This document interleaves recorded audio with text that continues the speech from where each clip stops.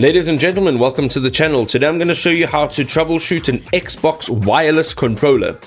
Right, so your Xbox wireless controller is not doing what it should. The first thing we want to do is have a look at the power cycle. So hold the Xbox button in for about 5 to 10 seconds until it powers off completely. Then wait about 15 seconds and turn it back on.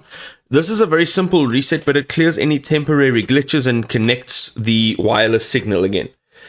Just also check your batteries. So low or dead batteries are the most common cause of connection issues. So swap them out for fresh AA batteries or ensure your rechargeable pack is fully charged. Weak power can cause intermittent disconnections. Have a look at resyncing the controller as well. So press the pair button on your Xbox console and then hold the pair button on your controller. This is located near the USB port until the Xbox button flashes rapidly and then stays a solid white. This will indicate a successful connection. The next thing is to connect your controller directly with a USB-C or micro USB cable to force a wired sync.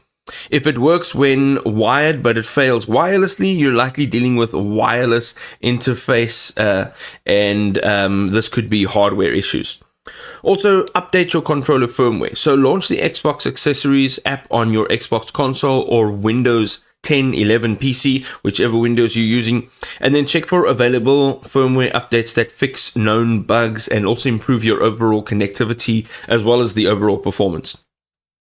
The last thing, you can go have a look here and perform a complete system reboot to clear any software glitches that might be blocking the controller recognition. Sometimes a fresh start is all your hardware needs to actually communicate properly.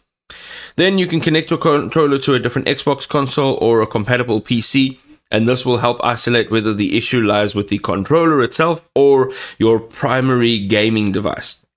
If none of these troubleshooting steps actually resolve the issue, your controller may require professional repair or even replacement. Check if it's still covered under your manufacturer warranty before making a new purchase.